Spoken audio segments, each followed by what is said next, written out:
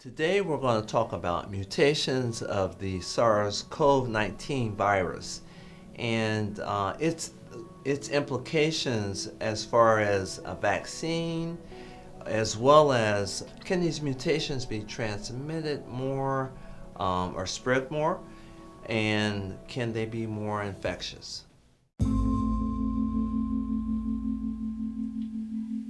Okay, so back when SARS-2-CoV-19 first came out, and that was in China, they did a study then at that point, and they found that there were two different strains even back then.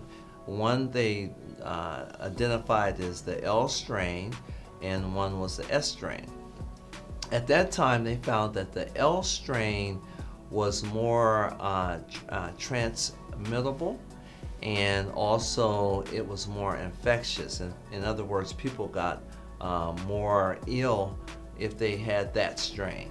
The S strain was less easy to be transmitted from one person to another. And so initially around the world, people were identifying the strain, in other words, the genome or the genetic material of the virus, as the S strain. Since then, as we know, there have been hundreds of mutations of this virus.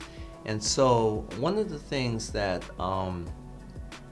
we need to understand, that when we talk about mutations of this virus, we have to look at, or it brings up the topic of the vaccine. And viruses, traditionally, if you look at viruses, even the influenza virus, we get a new vaccine every year.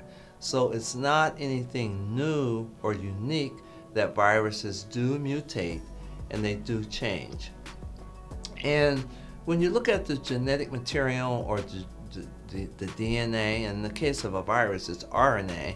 When you look at the RNA, it's pretty conservative, and so small changes in the virus don't turn out to cause large changes in the ability of the virus to be transmitted, or the infectivity or the seriousness of the infection. When we look at mutations in general, one of the things that the scientists around the world think about is the vaccine. Well, do we have to make multiple vaccines, or will one vaccine pretty much take care of this SARS-2-COVID-19 virus?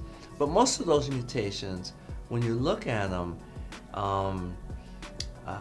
haven't been more serious. Disease haven't been more serious, but the mutations are there. The virus is different, and again, we'll mention that reinfection rate can go up. There is one mutation that that people are looking at right now. It's called D614G, and that's if you look at the RNA, look at the RNA strand of the virus. That little area that where that mutation occurs is a concern for researchers around the world, because that area is responsible for the I'll make this real simple and say it's responsible for how the virus attaches to the different cells in our body. And so there's some concern, and there's a lot of research around that. A lot of people now also are finding that some of these mutations are now where the virus initially, the person, the humans being the host, the cells that they really were attracted to were in the lung.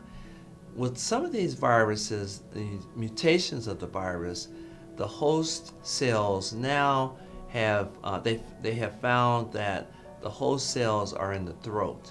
and the virus is really attracted to cells, ACE2 cells, ACE2 receptor, ACE2 receptors that are on the cells, that they're attracted more to those in the throat now, which could be more serious infections, and the transmission could be more. And so there's a lot. I just wanted to talk about mutations because I know that people are hearing about mutations. We have a new virus. What does that mean in terms of vaccine? What does that mean in terms of reinfection? And so I wanted to put some information out there into your hands so you would be a little bit more informed about what's happening. So what does that mean? It means that we continue to do the same thing.